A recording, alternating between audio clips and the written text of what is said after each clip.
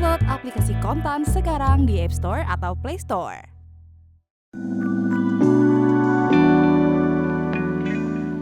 Risiko terkikisnya surplus neraca perdagangan RI sudah di depan mata.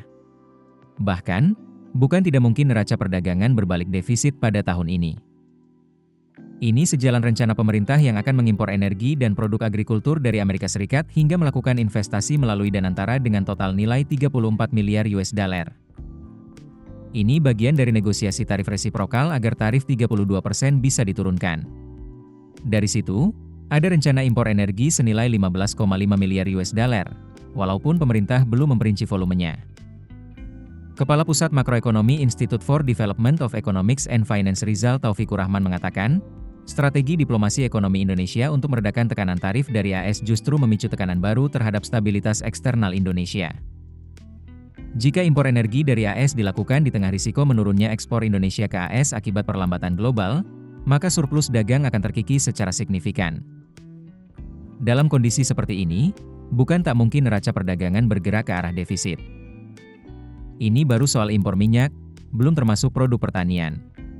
Hitungan Rizal, neraca dagang akan menyempit tajam hingga ambang defisit sekitar 2 miliar US dollar hingga 4 miliar US dollar. Rizal mewanti-wanti risiko lainnya yang tak bisa diabaikan.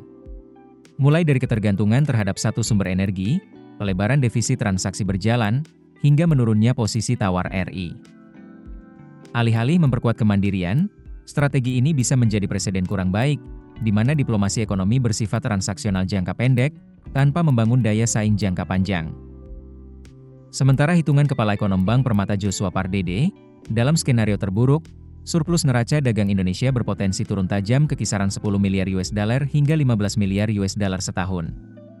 Surplus neraca dagang RI tahun 2024 mencapai 31,04 miliar US dollar.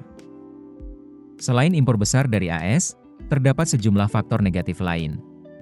Pertama, berlanjutnya pemberlakuan tarif 32% oleh HS. Ini mengurangi daya saing ekspor produk manufaktur dan komoditas Indonesia. Kedua, perlambatan ekonomi global juga akan melemahkan permintaan global terhadap produk RI. Ketiga, fluktuasi harga komoditas ekspor unggulan. Keempat, potensi depresiasi rupiah lebih dalam akibat sentimen negatif global, sehingga biaya impor semakin mahal dan menekan posisi neraca perdagangan. Delegasi pemerintah Indonesia yang dipimpin Menko Perekonomian Airlangga Hartarto, masih berupaya melakukan negosiasi lanjutan dengan AS. Keputusan bisnis terbaik datang dari data, bukan tebakan. Mudah berlangganan Business Insight dengan subscribe with Google.